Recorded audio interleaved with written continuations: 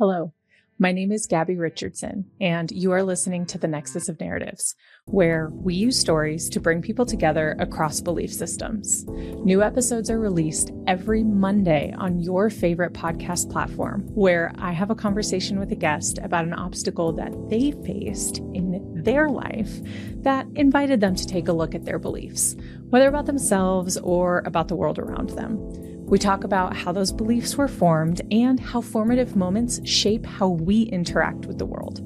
The Nexus of Narratives is what we will uncover through this story exploration. It's the common thread that unites all of us, no matter what our beliefs are. If you are an avid podcast listener, you know the deal. Please take a moment on the platform where you are listening to rate, follow, and review. Those little acts go a long way in ensuring that this important work reaches more people. Instead of doom scrolling on social media, follow the Nexus of Narratives to add some connection to your social feed. Check the show notes for links to follow the Nexus of Narratives on social media, access bonus content on Patreon, connect with me, connect with today's guest, and see any content warnings. All right, enjoy this story.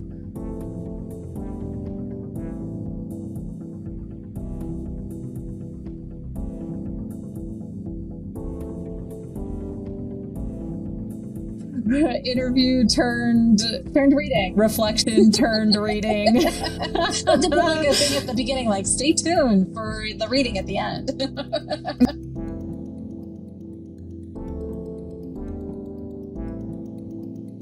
Hello and welcome to Nexus of Narratives. Leah, I am so grateful to have you joining and thank you for sharing time with us. It's my pleasure. I just want to let you know I do pronounce my name Léah. Léah, thank you. Thank you. Okay, everybody mispronounces it, so don't worry. Yeah, I love it. No, thank you. Thank you, Léah. And so I had kind of teed up our conversation over the last couple of weeks. So I'm really extra excited for that. So anyone who has not listened to the last episode, that is a really good tee up to what this conversation will unfold to be. And I still don't know what it will unfold to be, but I know that it'll be great to listen back to get a little additional context. And so Léah, if you were to just briefly introduce yourself, social location, who are you? Okay, so my name is Léah Claire. I am a soul healer, but most people know me as a psychic medium. And I help people to find clarity, peace, direction forward. And it is my honor and privilege to do that. It is my mission in life to help people align with their true soul path and purpose.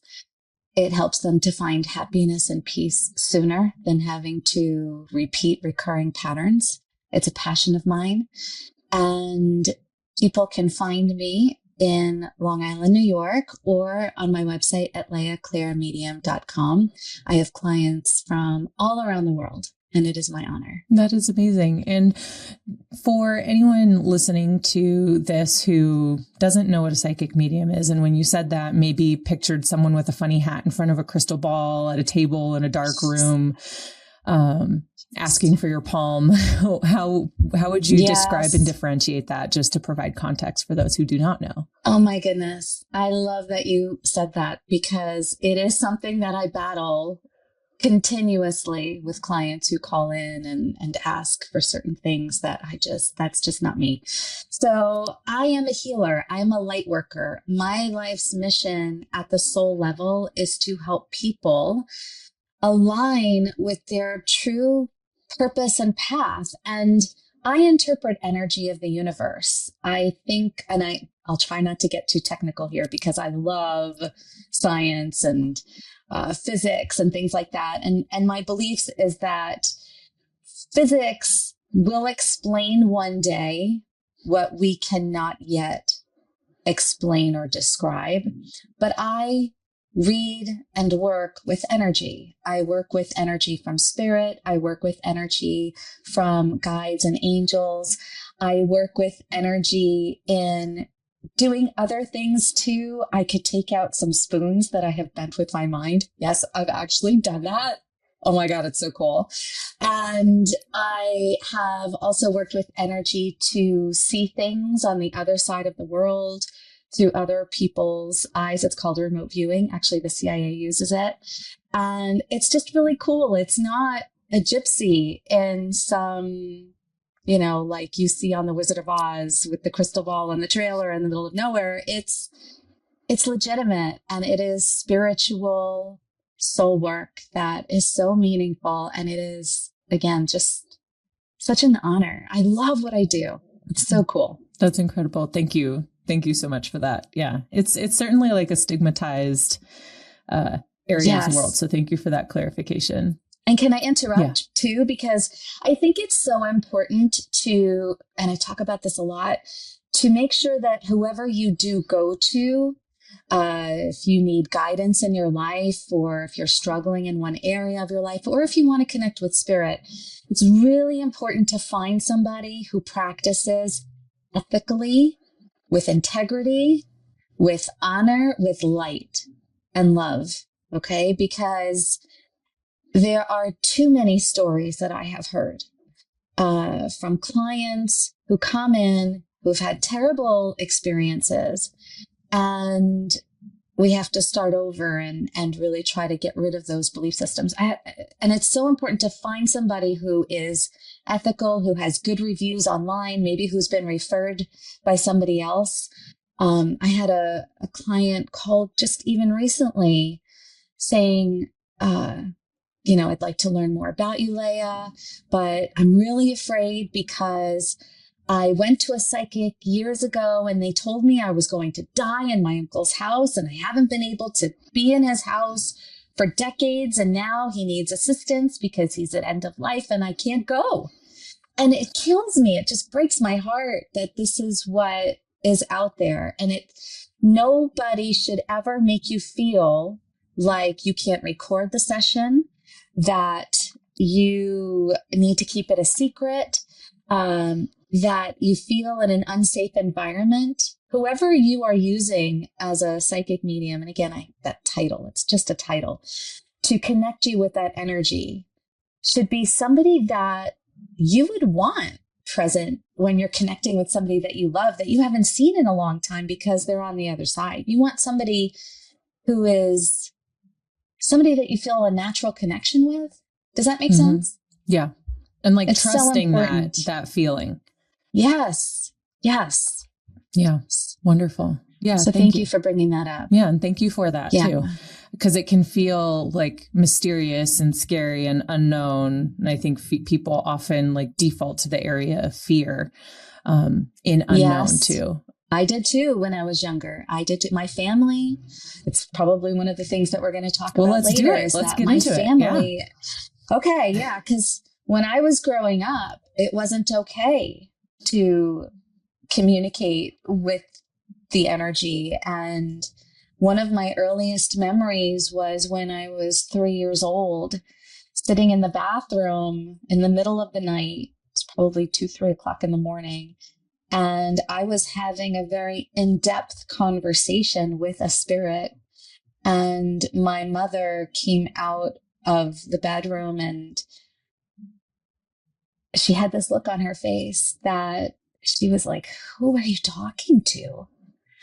And I explained at the time, I don't remember the specifics, but I explained who it was. And she just got really scared and said, "We don't talk to ourselves." Mm-hmm. So I knew from a very early age that even though I always sensed spirit, but I was never allowed to interact with them or permitted to do that. And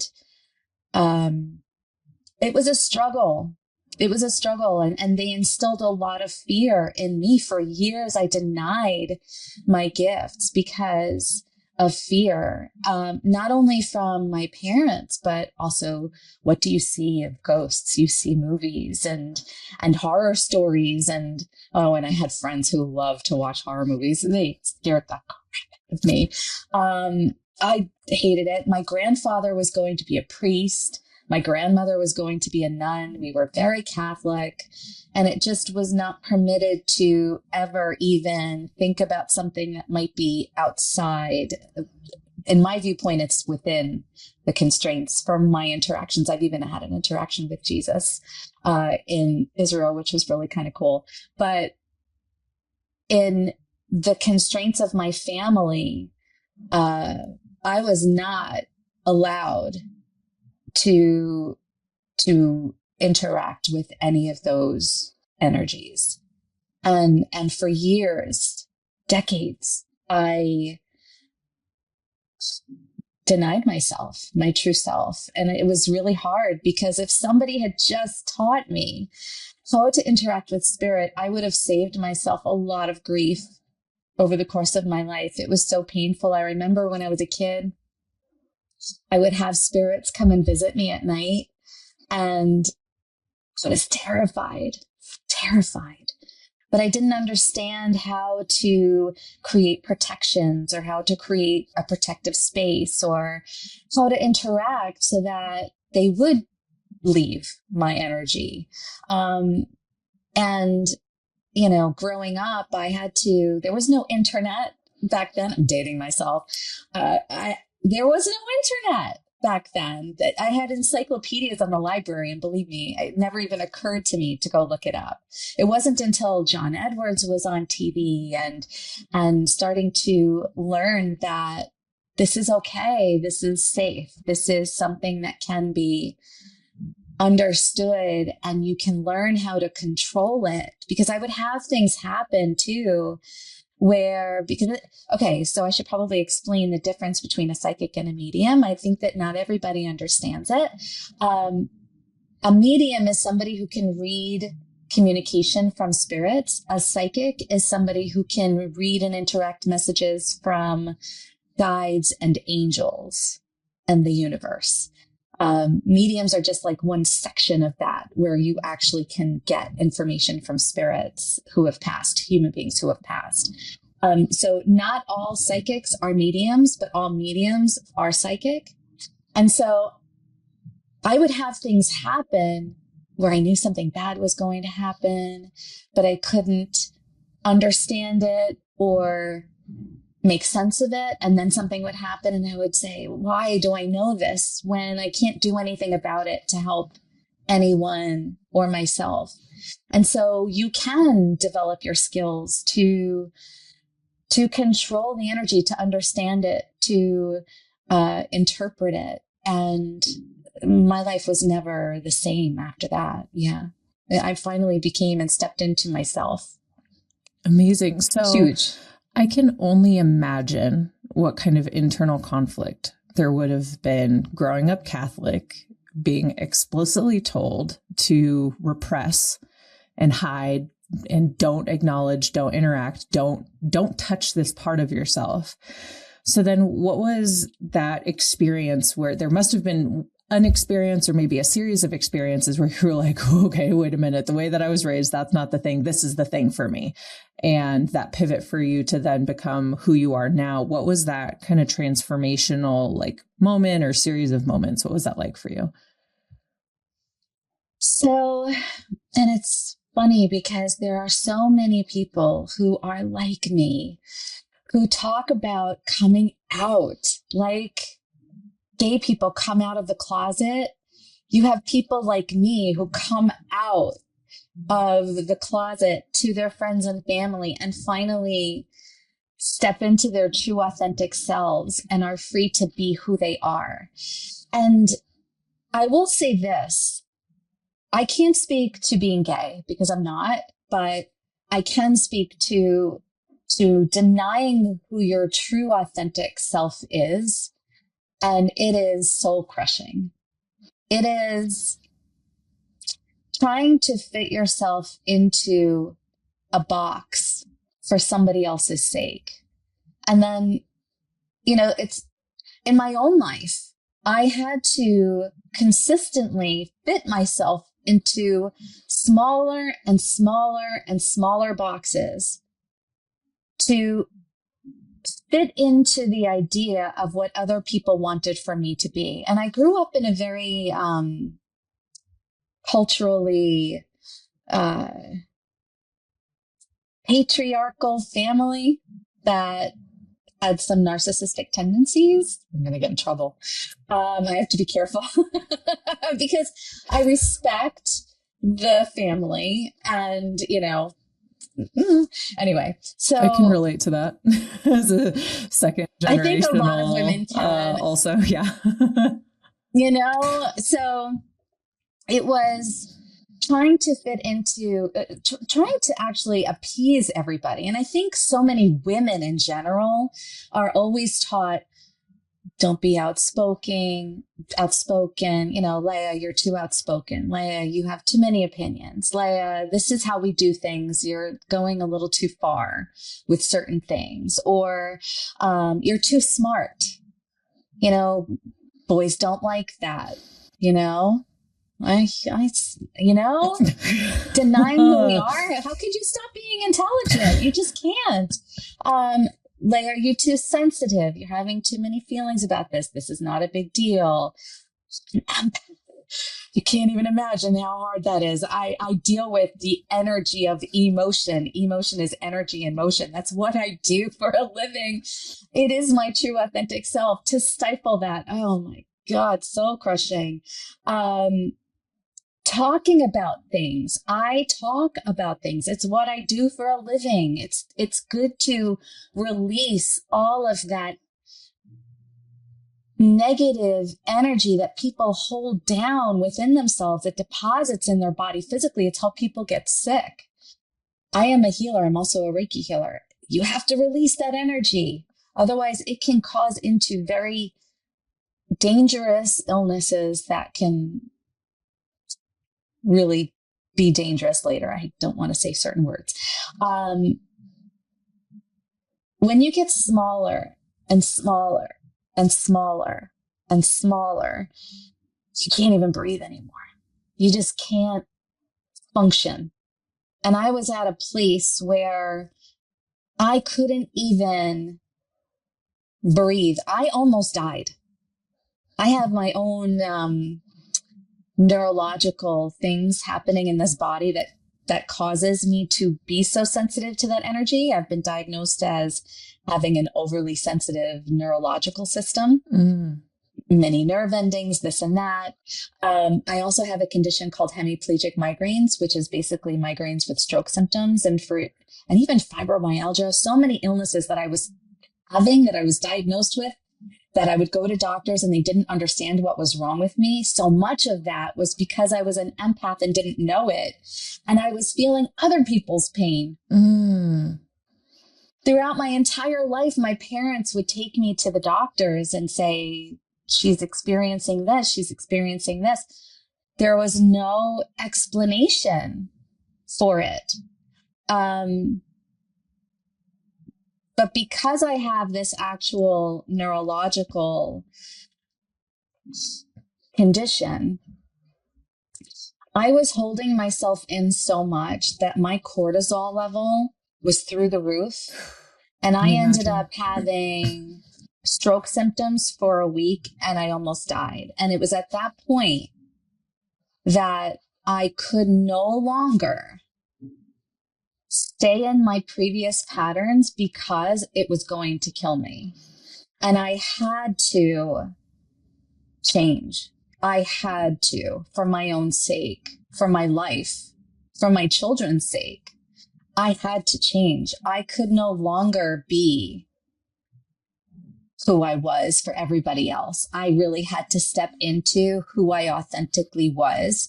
And God, I look back on all of the years that I could have helped people, that I could have helped myself and helped other people. And all of that time, I could say that it's wasted, but it's actually not. Actually not. Because every single thing that in my life, and this is true for everybody, we are put on these paths to learn lessons for a reason. And we may not understand it when we're in the thick of it, but there is a reason that we will understand later in life. And if we are so lucky to get to that point. And for me, every single job that I did, and boy, did I have some horrific bosses, narcissists, who, again, I was taught, fit into the box, just say yes, survive, get through this. For years, again, just learning these lessons, being in jobs, being in relationships, being in situations with family, constantly not keeping boundaries. You can no longer do that. And life, the structure of life, for whoever created it, whether it be God, the universe, source, whatever you believe, whatever religion you have, you are redirected, sometimes by your guides and angels, to correct these patterns. We are not meant to stay comfortable in situations that are not healthy for us. So if you are feeling unhappy in a situation, whether it be in a relationship or a job, it's because you're not necessarily meant to be there, and you have to change your patterns or your behavior or your circumstance to realign with where you're really supposed to be. And I think that every single thing that I have ever experienced or done or interactions that I've had have helped me to be a better healer for other people. Mm. That was so powerful. There were so many moments where I just got chills, and having different pieces of other conversations that I've had, like fit, and just these connections and correlations and just alignments with what you're saying, despite those other conversations not being with people who are psychic mediums. It's their own experiences, and there's a trash and recycling is being picked up today. So maybe some people can hear that background noise, but such is life. And this is life. What had come into my mind as you were speaking, there were a few different stories in particular. One was the first episode here of season 3 with a conversation with a woman named Sabine. She's a trans woman who shared her story of going throughout her life living inauthentically, and then realizing when she needed to make that transition for herself. And one of the things that she had said that had sticks with me, and I think it'll stick with me for the rest of my life, was, in her own words, she had said, the pain and misery of not living an authentic life outweighed the fear of what someone might say or, God forbid, do to me for living in my authenticity. And I was like, oh, wow. And I think so many of us are in that position. Yeah. Not in the same way. Right. And that must be like to me, that has got to be even more extreme. Mm-hmm. But my goodness, bravo. Yeah. And so what you were saying, I was hearing Sabine. Yeah. And it's just like, it doesn't have to be about being transgender. It doesn't have to be about being gay. It doesn't have to be about being a psychic medium. I think what I'm picking up by putting these different conversations together is it's just a human experience, that the pain, the physical toll of not living an authentic life is so much more damaging than what anyone can say or do. It's not living in your authenticity is so much more damaging. I just want to say it like a million times. Yes. The cultural implications, the fear of what is someone going to say? What are people going to think of me? Like, the freedom of living in the authenticity is the greater payoff for you, for me. Yes, absolutely. It's you, and it is. I love. Yes, go ahead. I'm sorry. I apologize. I'm like, we're good. We're like, we're in it. We're like, this is it, right? Yes. And for like my own story is like the pain of me not living my authentic life, and the damage that had done on my body and on my mental health was so much greater than the pain of experiencing the horrible things that my father has said to me.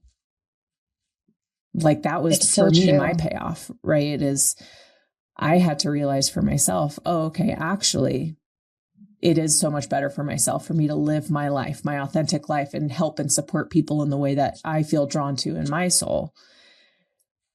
The pain of not doing that is greater than the pain of me experiencing him calling me all of the different names, saying horrible things to me, choosing out of my life. Like, that pain is there, and I've worked with that, but the pain of me not being myself is greater.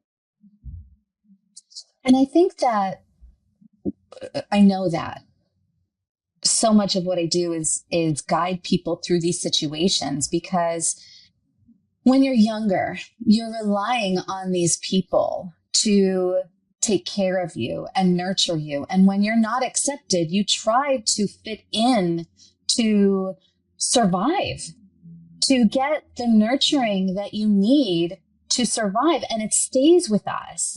It stays with a human being who, by the way, it's a soul having a human experience, not a human having a soul experience. The soul is having this experience and they're trying to survive. And then suddenly, as we get older, we can't live in those constraints anymore. And by the way, we're all meant to be unique and different. We can't all be the same. There are too many of us to all be the same. We weren't created to be the same. And God doesn't make mistakes. The universe doesn't make mistakes. Every single one of us is created for a purpose and is imperfectly perfect, just as they are. And once they can't take these constraints anymore, they expand into their authentic selves and they have a spiritual awakening, and suddenly they can start to love who they are as they needed to be loved when they were a kid. And not just when you needed to, what you needed as a kid, but from past lives too. It carries over. And the soul just keeps all of this. And then finally, when we get to a place where we are able to do that for ourselves and keep those boundaries, because even though you may not have those boundaries, you are strong enough to start figuring out what you need and instilling them with other people. But that is when you are triggered to expand into who you are. You're ready at that point. And for some people who are like, I don't think I could do this. Yes, you can. You can't afford not to any longer. Yeah. That's so powerful. That's amazing. So powerful. Well, and as a part of us having this conversation be a little unique too, I would love to transition to the questions that I ask everybody so that we have some time within the hour to just kind of play and see where this goes for us. Okay. So ready. The first question that I like to ask everyone is, for anyone who can relate to any part of your story, how can your story create connection for those who have similar beliefs or similar experiences? So is the question more about, I'm trying to understand your question a little bit better. When you say, how can they connect? Because it's so hard to understand what it's like to be a psychic medium, I'm sure. But I think that the true connection to the story is how you can take life's difficult situations when things are at their hardest and you think that you can't move forward by being your true authentic self. I think once you do step into your true authentic self, it's important to realize that the universe and God will put things in front of you that will then make you happier. What do I mean by that? Once you're truly yourself, like I'm sure this happened with Sabine. I don't know if this happened with you. I'm sure it did, because this is what happens. When you truly step into your authentic self, you can't tolerate anymore how people treat you. And then you start to find people who support who you are authentically. And then you get opportunities put in front of you to start moving forward in this life. Does that make sense? It does. I actually had that conversation with a woman yesterday whose episode will come out after yours. was we started to talk about how do relationships change when you step into your authenticity and you stop wearing these different masks. All of a sudden, the people who are used to those masks don't want to be around you anymore. And that's not your fault. Yeah. But then you start to find yourself it's not your fault. Surrounded by people who are aligned with who you are authentically. And then it's just like this positivity and connection just built upon itself from there on. Yes. And people want to treat you as they always have treated you. They don't want all of a sudden for you to have boundaries. It's not for them. It's for you. Suddenly, and the universe will take those people who are maybe toxic or codependent out of your life and then bring in to make room for and bring in the people who are meant to be with you, whether it be in a relationship or a new job or other situations in life, because you are worthy. You are worthy of that respect, of that love. And it is not, no one else will give it to you. You have to set the lines for people to fit into. Mm-hmm. Mm-hmm. And if they don't want to be in those lines, they will naturally progress out of those lines. Yeah. And that's hard. It's painful. It hurts when somebody that you love leaves your life. But I'll tell you this, it may not be the love that you think it is when that happens, because sometimes humans make the mistake of thinking that something is love when it's more fulfilling those patterns of survival and seeking the love that we wanted and needed from when we were a kid. And we're seeking that out in partnerships. And suddenly when you have this poof moment, like, how is this fitting into, why is this happening? Why am I doing this over and over again in relationships? And when you start to recognize that things are coming because of other patterns that have happened in your past, suddenly you realize, okay, I need to change. I can't tolerate this anymore. I need to give myself that love inside. And then the universe will bring in the partner that matches that energy. Mm-hmm. Oh, that part where you said that maybe what you're seeking out and what you're calling love is what I heard, almost this like addictive, like, is this the thing that's going to heal me? Is this the thing that's going to, but please, no, I need that thing that's going to heal me. And then when you find out, like, no, well, love me, heal me, give me, love me, so then I'll love myself. No, it doesn't work that way. No. It doesn't work that way. It's like a little trick. It's like a chemical trick. You want that little like hit of dopamine or oxytocin. Dopamine. And it's like, wait, but this is like way bigger than that. Just like quick hit that our brains are so addicted to. It's so much bigger than that. Incredible. And then we fall into the same patterns when it's that kind of a situation or that kind of relationship. It will eventually fall apart. It will eventually not sustain and then you are redirected to do the soul work. Mm-hmm. Or like a conversation I just had with a woman right before you is that your life will continue trying to teach you the same exact lesson until you get it. And I have joked many times in many episodes that or in different conversations, whether recorded or not, that I've had so many lessons that it's like, hey, Gabby, are you going to get it this time? Hey, Gabby, are you going to get it this time? Hey, Gabby, are you going to get this lesson this time? How about this time? No, still not yet. We'll come back. Yeah. Life does that. It's so true. Life does that. And one of the beautiful things is that sometimes people feel so alone. And we're not alone. We're not alone. We have guides and angels watching over us. We only have to ask them to interact. And then they will interact with us. They will help us. All we have to do is use our free will to interact. Otherwise, they won't bother us. We have free will. We have to take control of our own lives.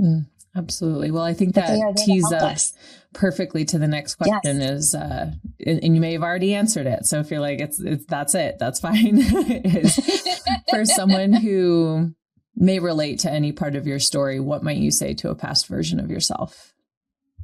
Oh, and we all should do this. We all need to go back to many different versions of ourselves. We all have so many different versions of ourselves, us at different ages when we were learning different lessons or experiencing different things where we protected ourselves and moved forward instead of healing that part of ourselves because we saved it for this version of ourselves now who is more wise, who is able to go back and impart that healing and knowledge to our younger selves.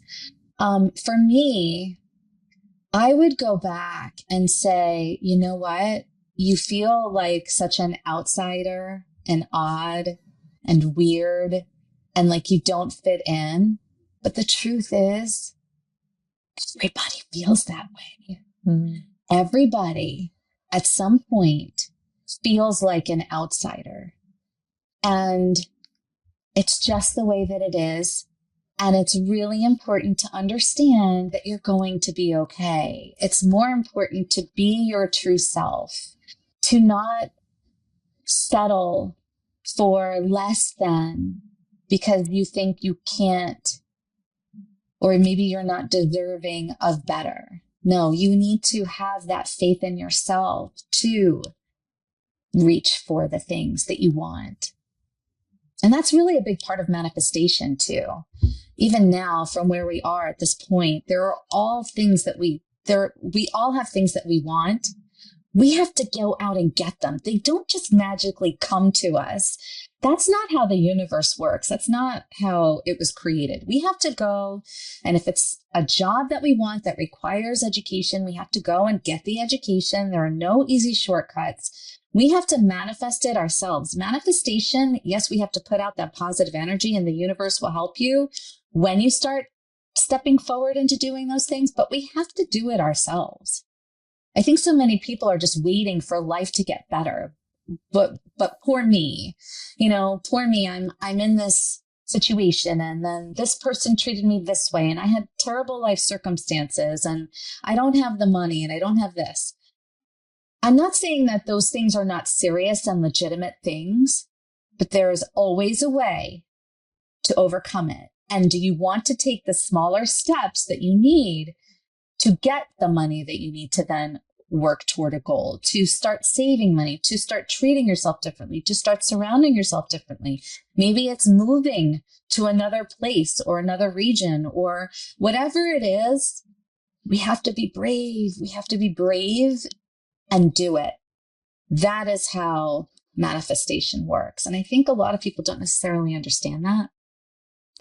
Right. Yeah. Like you said, it's not just this magical, okay, I'm just going to sit here and do nothing and manifest the life of my dreams. It's like, no, you still got to do something. Right. You can't just meditate and everything will happen. You have to do the work. Yeah. Yes.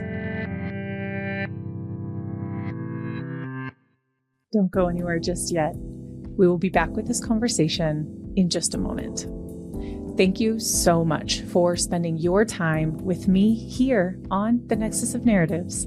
As you may know by now, it goes a long way to support the podcast by listening, following, rating, and reviewing. So if you have enjoyed the content, please take a moment to support extending the reach of this important work. While the public episodes of The Nexus of Narratives focus on the stories of our guests, how belief systems have been formed, and how to build connection, we keep the conversation going on Patreon. We've built a phenomenal community of peer connectors on Patreon who are looking to build a more compassionate world together. While I could be continuing the conversation with a guest or digesting fantastic themes with my dear friend Rowan, there is a lot of great bonus content on Patreon, including additional benefits for different tiers. Search Nexus of Narratives on Patreon or click the link in the show notes to join this exclusive community. I look forward to connecting with you there. For more information on the Nexus of Narratives, ways to listen, opportunities to connect with me, or share a story of your own, go to nexusofnarratives.org. I personally monitor that inbox, so it is a quick and simple way to connect directly with me. Whether you're a new listener or have been around for a while, I'm deeply grateful for your time and commitment to this work. Without keeping you any longer, let's get back to the story. Absolutely.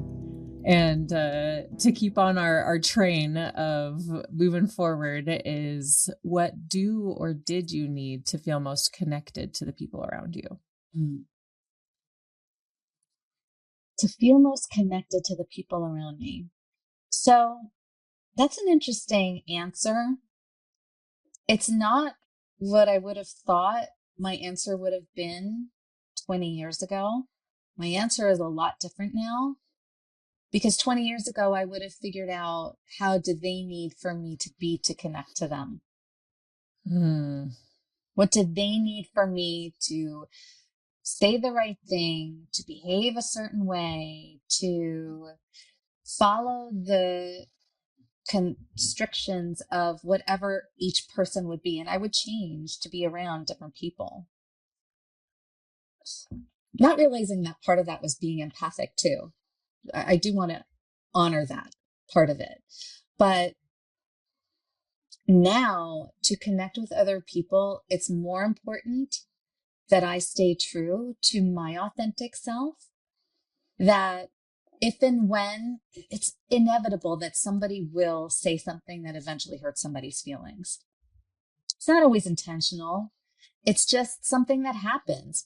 But the key is, instead of just taking it or sitting with that hurt or the pain, to be comfortable enough and knowing yourself enough to know where your boundaries lie, and then to be able to say, what you said affected me, and I need for you to understand how, and I need you to understand that I can't tolerate it. This is how I need to be spoken to. This is what I need for us to maintain a relationship. And if for some reason that's not possible, I need to leave. And I need you to understand, I respect who you are, but that doesn't mean that I can tolerate certain situations. And as a result of that, you would think that that pushes people away, but it doesn't. It actually helps people to know you better, because you can't expect people to fit into what you need unless you communicate it. But it helps people to know you better and to then move forward down a new road to having a closer relationship. I know that seems counterintuitive, but it's so true. And it will weed out certain people who are toxic, but that's a good thing. Yeah, it's powerful. The like overall theme that I heard there is, it's about staying true to you, and that with that authenticity, connections will come. It's almost like how I have heard so many times, and even said a few times, like, if you want to be in a really good relationship, you first have to start in good relationship with yourself. It's so true. If you want to be connected and you want connection in your life, it starts with being connected yourself. Exactly. And emulating connection. If you want authentic connections, it starts with being authentic yourself. Yes. It's not going to just magically come because you put a mask on and you're trying to find it somewhere else. And so many people put themselves into situations that they don't know themselves. Maybe they're in a relationship where the person likes to ski or hike or do outdoor activities, and you say, oh, okay, I'll try it, but you hate it. How can you maintain a relationship if that other person knows their authentic self, knows that they love to do these things, and you're just kind of half-assing it? Is it okay to curse on your show? But they're just okay. Yeah, I joke. You know? Yeah, I've joked with many people. It's like, we get into some really deep stuff. Yeah, but you can't use any profanity. That sounds silly. I know, that's true, right? Yeah. So you can't be in a relationship and then just kind of find your way through it. And a lot of people end up doing that. And suddenly they find that the relationship is not sustainable, or worse, they'll stay in the relationship for years, decades, in a relationship that's not working, because they're not, how can they be their true authentic selves when they're constantly conforming into something else that they're not, just to keep that survival in the relationship to keep it going. Oh, it happens all of the time. Or when you just don't know what you want to do professionally and you just take on a job instead of knowing what career you want, and you're just finding your way. Sometimes we need to use process of elimination to understand ourselves better. But when you are constantly going, and what I mean by that is saying, I know I don't want this. I know I don't want to talk in front of people, or I know I don't want to have a boss, or I know I don't want to work night hours, or I know I don't want to sit at a desk all day, or maybe you do want to sit at a desk all day, et cetera, et cetera. When you kind of start to understand what you don't want, you can kind of start to develop a list of things that you do want. But when you are in a job that is something that you're really just doing to take in a paycheck, and you're trying to just get by, or maybe you have more expenses because you start making more money, or as you get raises for being in this job that you might hate, but now you start having a mortgage and a house, and the kids are going off to private school, and you've got the car payments. Life can get away from you in a hurry. Suddenly 20 years have passed, and I can't tell you how many clients come to me, especially men who are around retirement age, and suddenly have this, oh shit moment where they're like, I'm 65 years old and I've been constantly giving my time to work and they replaced me, or I didn't spend enough time with my family and my kids don't want to talk to me, or what is my purpose?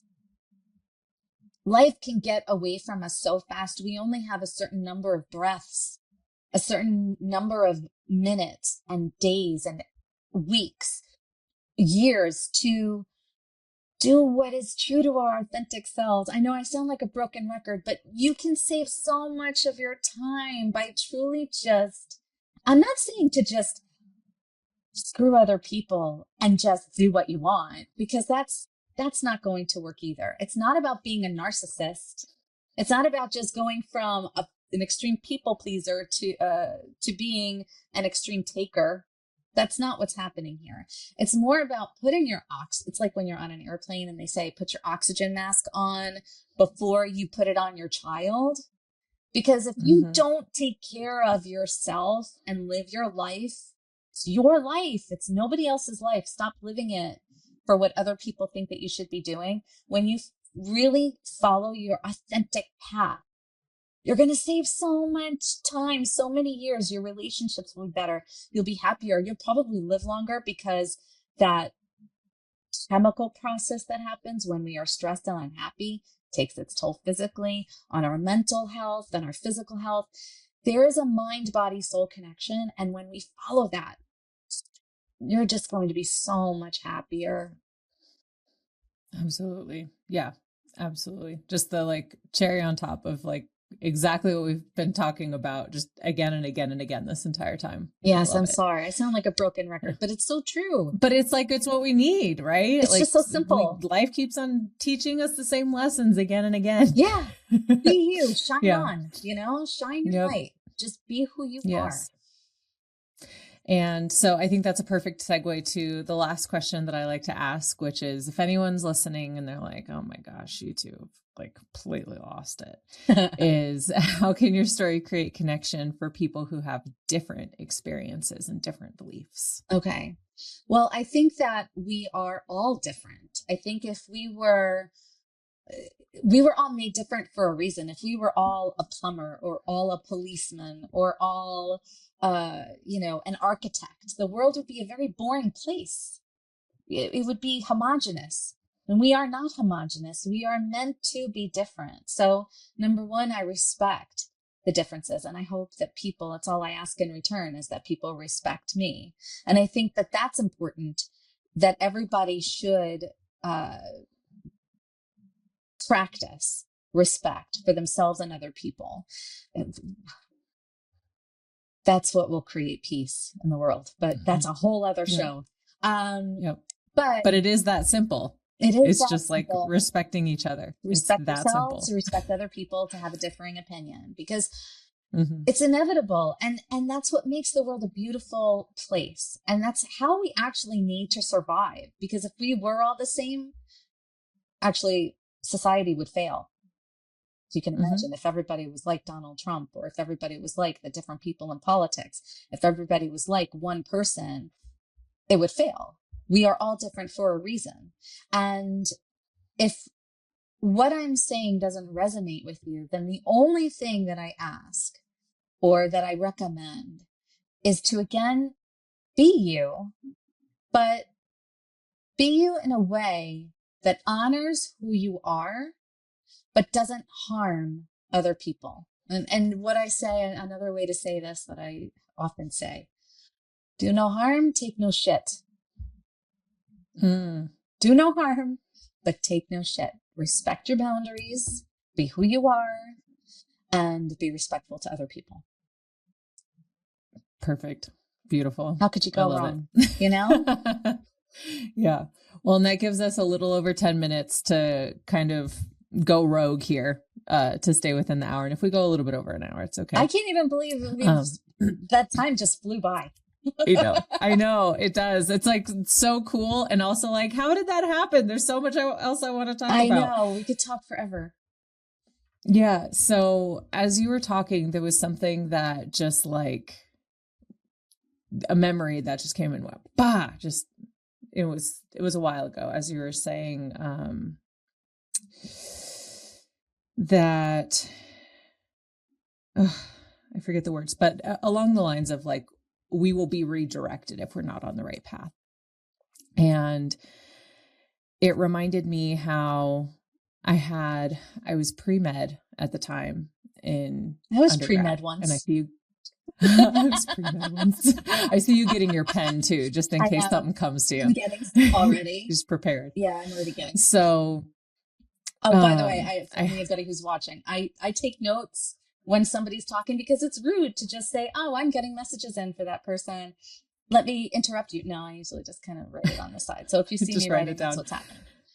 Yeah. So what had come into my mind as you said that was when I was pre-med, I wasn't pre-med because I was like, I want to be a doctor. I was pre-med because that's what I was raised, that I was told I would be a doctor. And so I had been doing research in this memory lab. And for those who don't know this part of my background, I was studying neuroscience. I really enjoyed the psychology side of it. I was really enjoying research. And I did neuroscience because I wanted to study psychology, but I felt like I needed the biology of it to be pre-med. So I'm doing research and I was like, okay, I'm really enjoying research way more than med school, the possibility of med school. And I don't think I want to apply to med school. It was like sort of where I was. And I was like, do I want to go into academia? I'm not completely sure. And I was starting to grapple with, I know that part of my purpose is to make a difference in this world, but I don't think this is it. And so I had this nightmare at the time. And it's my daughter. I knew this person was my daughter, was valedictorian, graduating high school, giving the speech to the entire class. And at the time I was dating my ex-husband, and who's I like to go air quotes, high school sweetheart. There was nothing really sweet about our relationship. I don't think. We learned a lot from each other through very hard lessons. But he and I were dating. So this daughter of mine is this like beautiful mixed race, caramel colored girl with hazel eyes and gorgeous curly hair. She sounds gorgeous. I knew she was my daughter, but I was like, I have who would I be with that would create this human? Certainly not the guy I'm with right now. This doesn't make sense. But in my dream, I knew she was my daughter.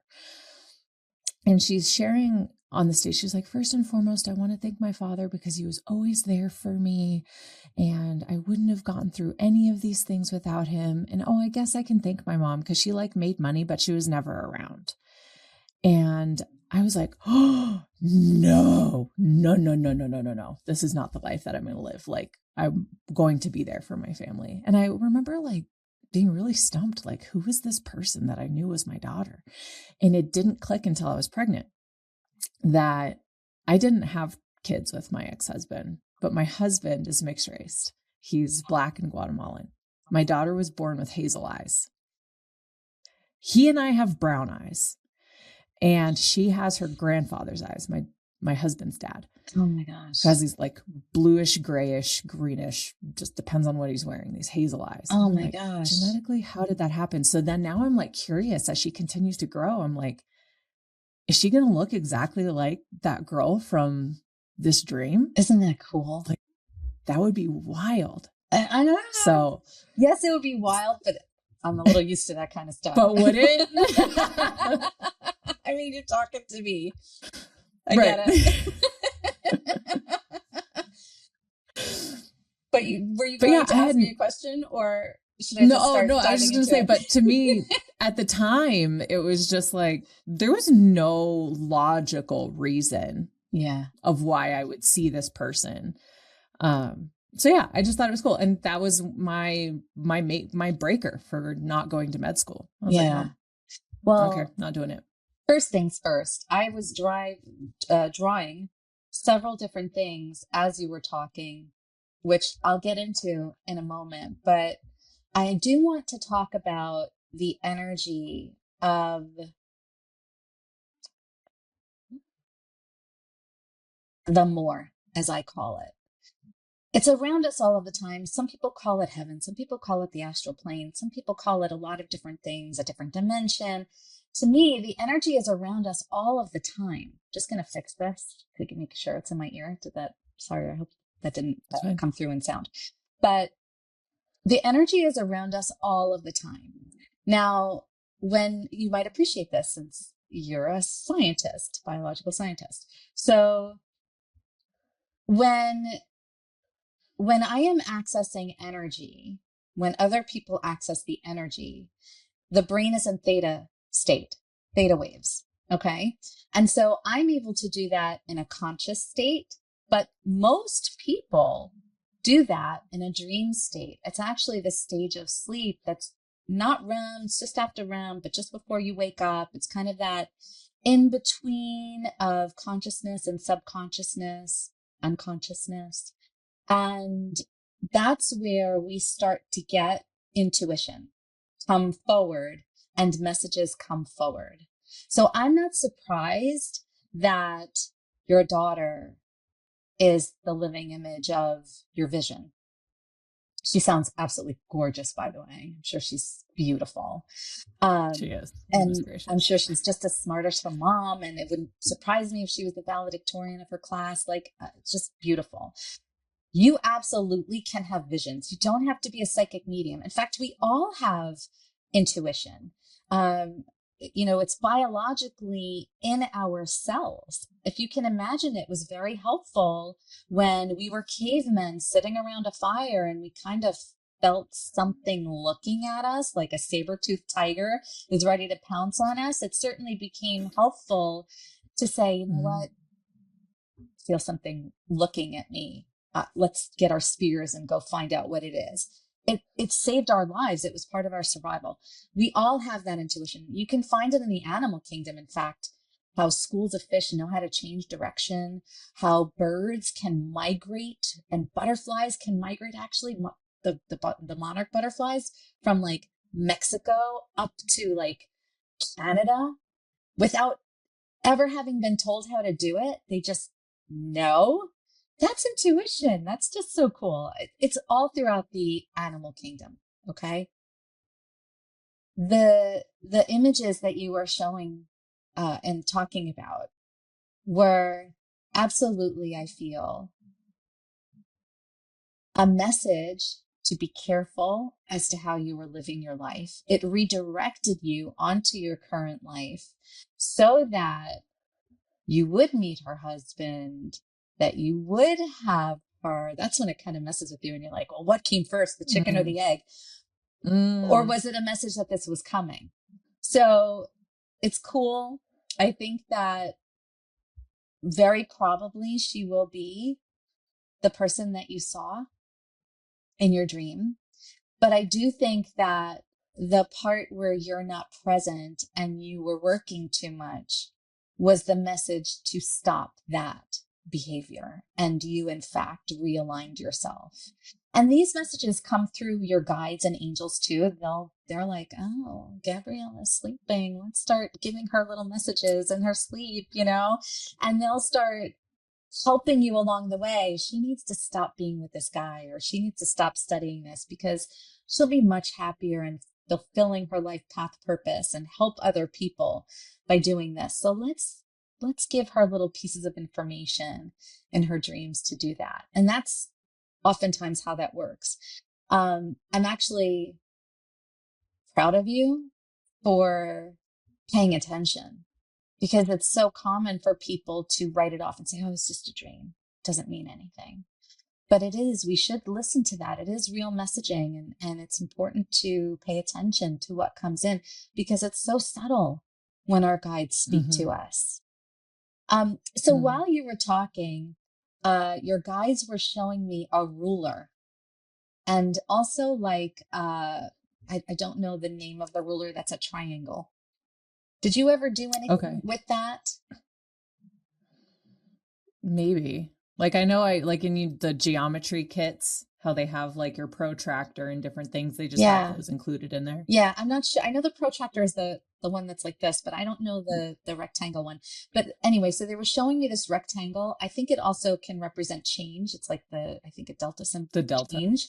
So yeah. I think that's what they were talking about, because when you were talking about pre-med, I was seeing that symbol for change. And then I was seeing your heart expanding outward before you even were telling me about your ex-husband, that you were on a karmic path, which we could get into. I don't know how much time you have, but some relationships, in fact, I'm doing a workshop this weekend on the difference between soulmates, twin flames, and karmic relationships. And certain relationships are karmic in that they are meant to teach us lessons, typically lessons that we need to learn to change our patterns and demand our boundaries. Like everything that we said before, that's what karmic relationships are meant to trigger, is a good word. So karmic relationships can teach you a lot of different things. They can teach you not to be afraid. They can teach you not to settle for less than what you deserve. They can teach you about abandonment issues that you might have. I hope this is not hitting too personally for anything for you. I'm not talking about you specifically. I'm just talking about in general, karmic relationships, what they can do. I don't want your listeners to think I'm reading you right now, because I'm not. But I was like, no, it's definitely hitting home though. Okay. I can't help it. So it can also trigger, people pleasers to understand that they need to self-care. It can also trigger you to change certain circumstances. Again, I keep seeing, I'm wondering if this is with you. Did you change where you lived because of that? I'm seeing like a relocation. Because of the dream, or like throughout that process? Because of your karmic relationship with your ex. That's okay to talk about. Oh, I did change. I did move with him. Okay. And did you stay? Yeah. Where you were living? Mm-hmm. Okay. So sometimes it's a relocation to leave so what happens sometimes in relationships, I'm not saying that this is you, but some people stay because they're worried about money, or they're worried about what their family might think, or they're worried about what does it look like to get divorced. Okay. All of those things can be a relocation to me. So certain karmic relationships are also to teach you how to be your true authentic self, to live your life for you by not worrying so much about what other people are thinking or what they expect of you, and all of these different expectational limiting beliefs that you put on yourself. Does that make sense? Mm-hmm. Yeah, it does. And I'm curious about like how many other people align with that, as like that being a common experience. So a lot. Right. Yeah. Like I don't think it's something that's like rare. It's just maybe not talked about as much. Yes. So in my personal story, what we had done was I actually graduated university a year early so that I could graduate at the same time as him. And we both applied to the same grad school, different programs, but he got into CU Boulder in Colorado, and I never got an acceptance nor a rejection, but I was like, I'm going to move anyways. I'll figure it out. And then we were together for a few years after we moved. But then after I left him, I was like, I'm not going to like move states again just because I'm a man, right? Like I like it here. Good. Yes. And so, yeah, I ended up like, I refinanced the house. I paid him out his share of the equity and moved back in, like completely recreated my space. And it was funny because I met my husband, DJ, my now husband, DJ. I met him while we were in the middle of the divorce. And I was so fiercely like, this is who I am. Take it or leave it. I don't care what you think. Right. Whatever. Yes. See ya. You don't like, oh, you do like, okay, great. Yeah, because you want to stick around, great. Whoever and whatever is meant for us will resonate with our true selves. So I'm not surprised that you are your true authentic self, and that the first time you moved for him. Second time you stayed for you. And that is huge. I'm like so proud of you. That was a huge pivotal moment in your life. Oh yeah. That has brought you to where you are now. Bravo. Well, and I do keep on saying, like, I wouldn't be here in Colorado. I wouldn't have met my husband, have our daughter and all of the wonderful things of our life that we do have had I not come out here with him. Exactly. Right. Yes. And so it's okay. Like it sucked in the moment, but yeah. Right. I learned a lot. Yes. Like we shouldn't regret the things that were hard in our lives, or that maybe, some people beat themselves up over, why did I do that? Why was I with this guy? Why was I with this woman it actually taught you something. It was for a reason. So even though things may not have worked out how you wanted them to be, it was for a reason. It brings you to the next place. It's like a stepping stone. To get to the other side. And I'll never say like, oh my gosh, he was such a horrible person. Like, I'll admit, I think we just both brought out the worst in each other. That happens. Like, we didn't know how to be in a healthy relationship together. Like he did and said horrible things to me, and I'm 99.999% sure I did and said horrible things to him, because like hurt people. Right. And I'm not going to act like I was a victim in this situation that I chose for myself. Right. It helped you to understand what you want, what you don't want. Yeah. I mean, it's a stepping stone. Absolutely. Amazing. Love it. Love your story. Thank you. Yeah. So that really stood out to me as you were sharing. And you made this beautiful human being who will now go out into the world with parents who have a healthy relationship that teach her what love truly looks like and how to be her authentic self. And so that she can shine, so that she can be that valedictorian, standing in front of the crowd, knowing her mom is there for her. Yeah. Well, and it was funny, the moment that I knew I was ready to start a family I was like, oh, like my husband and I were not in the greatest place of our relationship, but it was the moment that I had realized like, oh, you will love and be there for a child, like our child, no matter what. You'll love and you'll accept them. You'll show up. You will make an effort no matter what. Okay, let's have a family. Let's do it.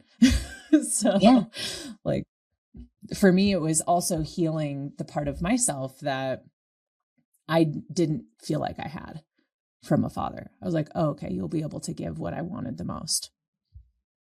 And that is so huge, because so many people, they're always trying to fulfill that love, to find that love that they didn't get usually from one parent. They're looking to fulfill that with a romantic partner, and that's impossible. A romantic partner can't parent, shouldn't parent. It's not, that's not a healthy relationship. It should be an equal partnership. So I'm just so happy for you that you found that for yourself. And I want you to like be proud of yourself, because it's not easy. And for anybody who's listening, who really struggles to think that maybe the relationship that you're in is all that you can get. No, when you start to choose yourself and start to really love who you are, respecting who you are, and start saying that you are worthy, it's not just words. It's actually saying, you know what? I like that I am smart. I like that I am, if you're an artist, that you're an artist. If you are a swimmer, that I love that I'm a swimmer, right? Love who you are. The little things that make you who you are, that you like to go out, that you like to stay in, that you, for whatever that is. When you appreciate that in yourself, then you start to attract people who appreciate that part of you too. Absolutely. Yeah. Anyway. It's again of the love yourself, connect with yourself, and then that connection, that external love, that will come first. But it starts here. It starts internally. Yes. It starts here and here. Mm-hmm. I hope. Wonderful. I hope at least one person watches this and it gets through to them. That would just make it all worthwhile, truly. Absolutely. I'm confident that will be the case. Me too. Sending that energy out into the world. Mm-hmm. Absolutely. Well, and so for people who want to connect with you, learn more, how can they find you? So again, I see clients from all around the world, and you can learn more about me. And I do encourage you to Google me, by the way. There's lots of material out there. There are videos of me talking and doing things. But you can find my website and book a reading at leahclairemedium.com. And I'll spell it because Léah is confusing to some people. It's LeahClairemedium.com. Perfect. And we'll also have that in the show notes for people to connect. So thank you so much, Gabriella. So wonderful. Thank you so much, Léah. And I am very curious for you to listen back to the last episode where I shared. I definitely will. How I had connected with my spirit guide and my reconciliation of that whole side of my beliefs. And I had so many aha moments where it's just oh, okay, this is sort of why I've suppressed this for so long and maybe not connected to it, not accepted it about myself. And I'm really curious how much alignment there is with what you had already written down from, our conversations that we don't have recordings of. Yes, we didn't even touch on that really in this interview, but your guide is very much around you and a part of your life, specifically around your professional development. I hope that's okay to say on this interview right now, but your guide is around you and wants for you to be doing this work and is doing things to set up certain situations and circumstance. Sorry, now I'm going to end up reading you because I do have information that's coming in. I see. Have you been in talks for a studio? Because I'm seeing you in a recording studio, not where you are now. Oh yeah, sort of. Yeah. Okay, because I see that happening. I see some interaction with you. And I also see that your guide is talking. Your guide is very much into helping you develop professionally. And that's one of the things that I do as a psychic medium. It's not just about love and divorce and soul growth. It's also, I have clients who are CEOs and come and need information on how to proceed or make their business thrive. For some reason, because I think I was in corporate America too, the guides talk to me through in this way. So anyway, back to your guide. She's showing me, and it is a she's showing me that you are you in a networking group right now? I'm seeing 3 people chatting together in multiple circumstances. Okay. So I don't know if you have 2 other partners or if you are networking and then maybe you will be partnering with 2 people to do different things. Or if you are having, this number 3 dynamic. And the number 3 is significant, by the way. It's an angel number. You should look that up because I feel like that's significant for you. In fact, if you do start seeing the number 3 around certain decision-making processes, if you're looking at something and suddenly you're starting to see 3s, that's the breadcrumbs, the yellow brick road to follow according to your guide. Okay. because I'm seeing it twice. So that is an angel number. And also they're showing me you having, I'm seeing it's interesting. I'm seeing one conversation that's happening outside of the studio and another conversation that's happening in the studio. Like I am seeing the glass partition, the soundboard area, and you in the studio around a table with mics hanging down. So I don't know if you've been thinking about radio or like this could be that. Does that make sense? Yeah. So there are a few things that kind of came up as you were sharing that. And it's like a little foggy for me on exactly what the alignment could be. Okay. So one is my friend who has a media production business had shared, he's like, hey, we have a business, we have a building, and we're thinking about creating podcast recording space there so that we can have your show in there. And so that has been one thing that we briefly chatted about that we still need to have follow-up conversations on. And is there a third party? Well, so when you say three, well, because it's my friend has the media production business. Like that's his business among many others. Okay. I feel like there's technically what I'm doing professionally falls into, there's three different things I'm doing professionally right now. Okay. One is I'm working in personal development. Okay. The other is my own coaching and consulting business. Okay. And then like the third is this podcast platform. So I do see that every single thing. Oh, and you can't make this up. Okay. This is what, oh, you're going to see my terrible handwriting. Yes, people, I'm not an artist and I'm trying not to have you like see my face all closed. So, okay. So this is what I had drawn initially. Okay. This, whatever thing that is, this is what I just drew for your work. Okay. So clearly there is this. And then I also drew these two things with the three. So clearly you have all three things are hugely pivotal for you from your guides.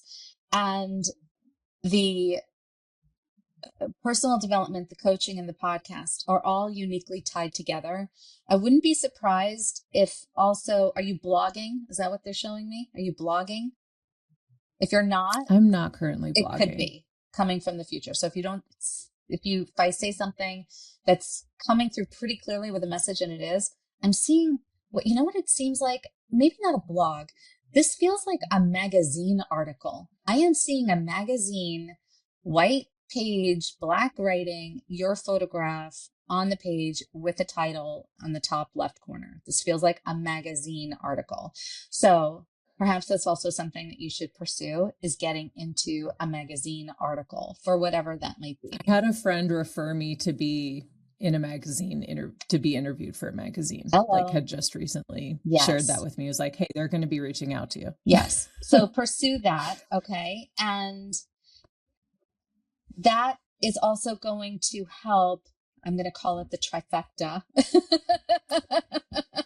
of everything that's happening in your life. These three pivotal things are equally important. I would not focus on one more than the other. They all are uniquely important, but I am seeing that you might want to focus your time equally, but in chunks at a time. So for example, instead of each one of these things is very uniquely important, but instead of having coaching clients and then a day of podcast and a day of this, you might want to do a week at a time of something instead of scattering your energy so much that you have to constantly shift gears, is how they're showing it to me. Okay. So you might just want to, because I feel like your energy is constantly being pulled in all of the different directions, and it's affecting you at home too. Okay. It's interesting. It's like, I don't know if you could see my body in this very small screen, but it's like, I'm talking about your work in front of you, but you're constantly pulled back from your home life. Okay. So it will help you, I think, to manage your energy efficiently by managing the time that you're spending in your mind space on certain things, because each different thing or app or focus, personal development coaching, podcast, takes a different part of you to function and to switch gears. It's like you constantly might get little snippets and clippings of the ideas that you want. Like I'm constantly seeing you being scattered. You're focusing on coaching and you're like, oh, that would be a great topic for a podcast. Or you're scrolling on your phone and you're like, oh, I like this. So you're saving this aside. And that's fine. But when you're actually focusing on it, save that bulk of energy for one larger section of time. Does that make sense? Okay. Yeah. And I have your guide applauding you. Literally, I see her clapping for you because she is so proud of you. Interesting. She's showing me it's almost like things are unfolding. It's like you've had so many plans accumulate and accumulate and accumulate. Oh, I know what she's trying to say. She's also talking about how like you've been like in a pressure, like you're like, okay, I want to do this and I want to do this and I want to do this and I want to do this and I want to do this. And it's like, it's been compressing into this very long list of doing things. And now finally you're actually doing the things and expanding on it. And she's applauding you to do that. She wants that. Okay. So I love that. Yeah. Okay. Well, there you go. We did incorporate the reading. Your podcast is going to be crazy long. Sorry. Yeah. Yeah. It'll be like interview turned reading. Reflection turned reading. I'll do like a thing at the beginning, like stay tuned for the reading at the end. Yeah. Yeah. Well, thank you so much. This ended up unfolding to something so incredible. Yeah. And I'm excited to share it. So thank you. Thank you for sharing the energy with me. Thank you for everybody else who's listening. It's so amazing. And be yourself. Yeah. You can never go wrong with being your true, authentic self in a relationship, in your job, anywhere. Be you. Absolutely. Shine on. Absolutely. Well, until another time, I have a feeling there'll be a next time of some kind with us. So thank you so much. Would love to. Thanks, Gabriella. Wow, what a tremendous conversation that was. Thank you for taking the time to listen, and I hope you were able to find just as many nuggets of wisdom as well as actionable steps to create connection in the spaces all around you. This is an extremely grassroots production, so thank you to my dear friend Rowan for their commitment to this work in supporting leading fantastic conversations on Patreon and so much more. So be sure to join that Patreon community to enjoy the additional content. And thank you so much to my sweet and talented husband, DJ, for editing the audio and creating the music that is used in this podcast. And of course, it almost feels like it goes without saying thank you to every single listener. Thank you to every single guest who has committed their time and energy to support what I feel is such important work in bringing people together and creating connection.